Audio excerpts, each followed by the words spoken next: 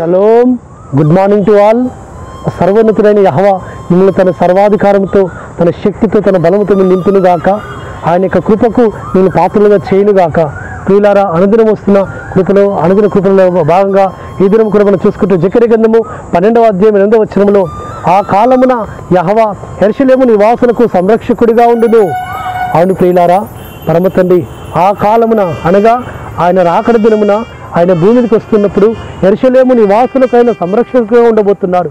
అవును, యెరూషలేము వాసులందరూ కూడా, ఇజ్రాయెల్ అందరూ కూడా ఆ దినమున ఆయనను చూచి, అయ్యా మేము కదా నిన్ను పొడిచాము, మేమే కదా నిన్ను మేము చంపామని ఆ దినం ఆయనను చూసి వారు రొమ్ము కొట్టుకొని ప్రార్థన చేస్తారు, అంగలార్స్తూ ప్రార్థన చేస్తారు.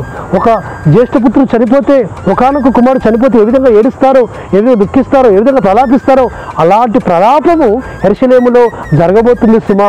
యెహోవా మెస్సియా ఆ భూమధ్య స్థలములో అనగా ఆయనకు ఆ యెరూషలేములోకి రాబోతున్నప్పుడు మధ్యాకాశంలోకి రాగానే వారు ఆయన చూచి, అయ్యా మేమే నిన్ను పొడిచామని వారు ఆయనను చూచి ఆయన రొమ్ము కొట్టుకొని ప్రార్థన చేస్తున్నప్పుడు వారిని ఆయన కాపాడబోతున్నాడు, వారికి ఆయన సంరక్షకుడు ఉండబోతున్నాడు.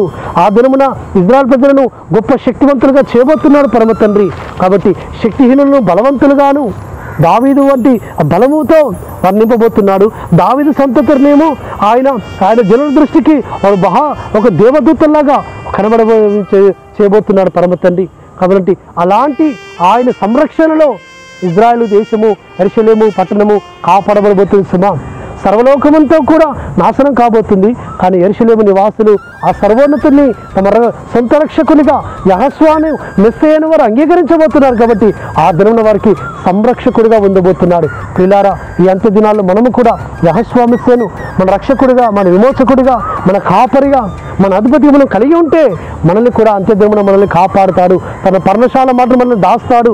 ఏ అపాయమైనకు రానియకుండా, ఏ విధమైన శాపము, ఏ విధమైన నాశనము, ఏ కీడు, ఏ తెగులు, ఏ విధమైన అపాయమైనకు రానియకుండా, ఏ ఉగ్రత మన మీద కుమరనీయకుండా ఆయన తన పర్ణశాల మాట మనల్ని దాస్తాడు, యెరూషలేముకు తీసుకెళ్తాడు సుమా.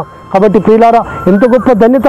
యెరూషలేము వాసుల వలె మనం ఉండబోతున్నాము. ఈ యెహోవాను మనము యెహోవా మెస్సీయను అంగీకరించిన వారు, ఆయన రక్తంలో కడగబడిన వారు, ఆయన రక్తముతో వారి వస్త్రములు ఉదుక్కున్నవారు, ఆయన రక్తము నిత్యము స్మరిస్తున్నవారు, ఆయన నామాన్ని నిత్యము స్మరిస్తున్నవారు, ఆయన నామాన్ని ఉసిరి ముద్రించుకున్నవారు, ఆయన నామాన్ని నిత్యము స్మరిస్తూ స్తుతిస్తున్న వారి పేర్లు జీవగ్రంథములో, ఆయన సముఖంలో జీవగ్రంథంలో రాయబడతాయి. కాబట్టి వారికి ఆయన సంరక్షకుడిగా ఉండబోతున్నాడు. కాబట్టి ప్రియులారా, యెరూషలేము వాసులకు ఆయన సంరక్షకుడిగా ఉండబోతున్నట్టుగా మనకు కూడా ఆయన సంరక్షకుడిగా నేటి దినమున ఉన్నాడు, రేపటి దినమున కూడా ఉండబోతున్నాడు. అటు విధంగా పరిశుద్ధాత్మ తండ్రి తన సంరక్షణలో మనల్ని కాపాడును గాక. ప్రార్థన చేసుకుందాం. పరలోకమందున్న మా తండ్రి, సర్వోన్నత జీవాధిపతి యెహోవా మెస్సీయా, అవును తండ్రి, యెరూషలేము వాసులకు మీరు సంరక్షకుడిగా ఉండబోతున్నారని మీరు ప్రవచించిన ప్రవచనం నెరవేర్చబడబోతుంది నాయన. అంత్య దినాల్లో మేము కూడా మీ సంరక్షణలో కాపాడబడినట్లుగా మేము కూడా అటు విధమైన భక్తి జీవితం, అటు విధమైన పరిశుద్ధమైన జీవితం జీవించడానికి సహాయం చేయమని ప్రార్థిస్తూ, మానసికుడు విమోచకుడు నజరేయుడైన యెహోవా మెస్సీయా అతి పరిశుద్ధమైన నామమున స్తుతించి ప్రార్థించి వేడుకుంటున్నాము తండ్రి. ఆమేన్.